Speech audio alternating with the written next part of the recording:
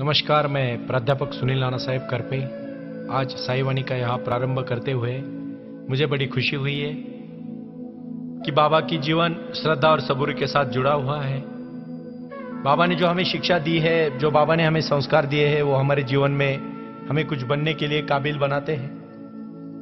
और इन्हीं श्रद्धा के ऊपर और आपके जो भी समस्याएं होती है, उन समस्याओं को हल करने के लिए बाबा हमेशा हमें समय समय पे हेल्प करते रहते हैं, मदद करते रहते हैं, और इसीलिए हम शिरडी आते हैं।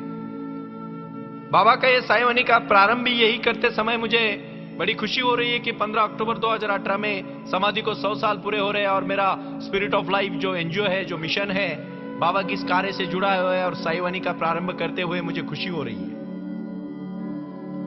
इस निरीक्षण में, इस जीवन में जो भी मुझे कुछ करना है और जो भी मैं कुछ करना चाहता हूं, उसके प्रति बाबा का आशीर्वाद है। और मेरा प्रयास जो है कि इस देश में 1008 स्कूल शुरू किए जाए, और ये स्कूल सब इस बाबा के आशीर्वाद से कुछ स्कूल शुरू हो जाएंगे, जिसमें मेरे बहुत सारे मित्र इस मिशन में लग रहे हैं, जुड़ चुके हैं। लेकिन मुझे आज उनके बारे में ही कुछ कहना है। बड़ी बड़ी चीजें करते से पहले छोटी छोटी चीजों से शुरुआत करनी चाहिए। मैं आज आपको एक फकीर की कहानी सुनाने जा रहा हूं, क्योंकि बाबा एक फकीर थे। वो जिंदगी भर फकीर रहे। जिंदगी भर उन्होंने मामूली से कपड़े पहने, जो मिला वो खाया, भक्तों की आपने सेवा की, और इन्हीं सब चीजों के ऊपर जब बाबा ने जीवन जिया तो गुरजीएफ एक फकीर था। वो एक गांव में जा रहा था, निकल जा रहा था उस गांव से दूसरे गांव तक। कुछ लोगों ने उसे गालियां दी, अपमान भरे शब्द कहे, अभद्र बातें की। उसने उनकी सारी बातें सुनी और उसने कहा कि कल आकर उत्तर दूंगा। देखिए, ठीक से सुनिएगा, श्रद्धा और सबूरी का मतलब क्या है। उसके आगे अगर जाके हम थोड़ा देखेंगे, थोड़ा सोचेंगे, तो आप जरूर इन चीजों को सुनिएगा। सबका मालिक का मतलब क्या है, क्यों बाबा ने बताया था 100 साल पहले इन सब चीजों को। आज क्या देख रहे हैं हमारे देश में? कोई कहता है मैं सिख हूं, कोई कहता है मैं मुस्लिम हूं, कोई कहता है मैं हिंदू हूं, कोई कहता है मैं ये अलग अलग जात धर्म का हूं, और एक दूसरे के साथ बखेड़ा पैदा कर रहे हैं आप। क्या मतलब हो इन चीजों का? और थोड़ी सी ऐसी चीजों को अगर आप नहीं भूल पाओगे तो आप चीज समझ नहीं सकते, ये बात याद रखिएगा। ये लोग बहुत हैरान हुए। अरे गुरजीएफ हमने गालियां दी, इतने बसारा बोला, तो उन्होंने कुछ भी नहीं बोला, क्योंकि कोई गालियां का उत्तर कल नहीं देता, इंस्टेंट देता है। अगर मैं तुम्हें गाली दूं तो तुम अभी कुछ करोगे। अगर कोई तुम्हारा अपमान करे तो उसी वक्त आप कुछ करोगे। ऐसा तो कोई भी नहीं होगा, कहेगा शांति से एकदम कि कल आके उत्तर दूंगा। गुरजीएफ ने कहा मैं कल आऊंगा और उत्तर दूंगा। उन लोगों ने कहा ये तो बड़ी अजीब बात है भाई, हमने कभी सुनी नहीं आज तक। कुछ तो कहो, हमने इतना अपमान किया। पहले मैं सोचूं, गुरजीएफ क्या बोलते देखो, पहले मैं सोचूं जाकर कि तुमने जो अपमान किया वो ठीक ही तो नहीं है। तो सकता हूं तो जाने में उसमें बुराई मुझे में बता ही देगी, वो मुझ में हो। और अगर वो मुझ में है तब मैं तुम्हें कल धन्यवाद दूंगा।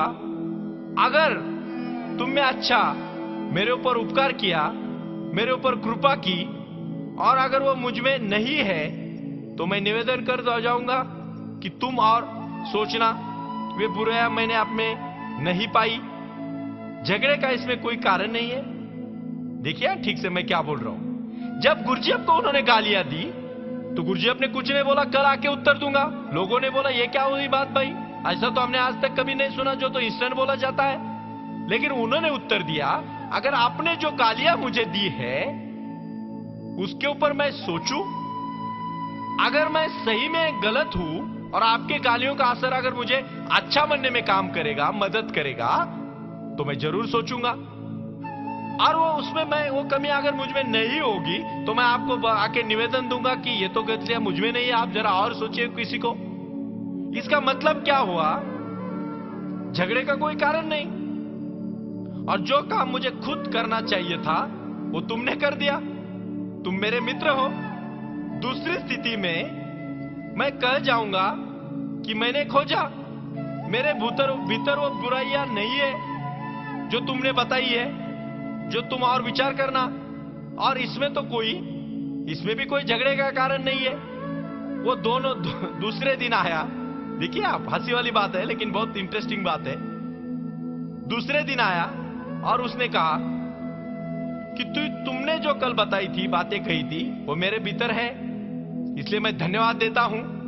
और फिर देखिए, तुम में कोई बुराई भी है जो मुझे और दिखाई पड़े तो संकोच मत करना भाइयों, मुझे रोकना और बता देना।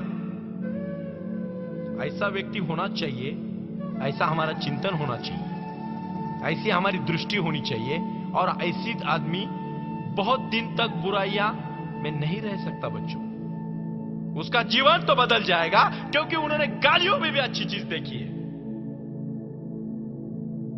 मैं सबको बताना चाहता हूं, अगर सुख शांति और समाधान चाहिए आपको सही में, तो आप अगर दूसरा कोई आपको बोलता है तो तुरंत उसको रिप्लाई मत करिएगा। सोचिएगा जरूर वो हमारे भले में है या हमारे नुकसान में है, और फिर उसको अगर आप कहोगे तो उसको एक ही चीज को देखने का नजरिया आप समझ लीजिएगा। अगर हमारे आप साईवानी के मित्र है, हमारे भक्त है, हमारे बाबा के भक्त, हमारे तो नहीं, मैं तो कभी किसी को भक्त बनाना नहीं चाहता, ना मैं कभी आश्रम बनाना चाहता हूं मेरे पूरे जीवन में। मेरा आश्रम मेरा शिक्षण संस्था है भाइयों।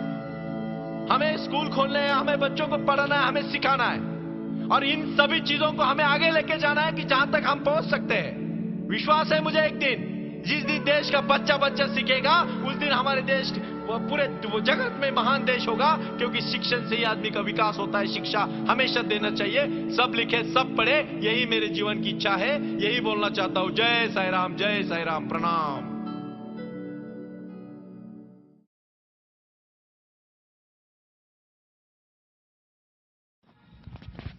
Please share and like this video and subscribe our YouTube channel. Thank you.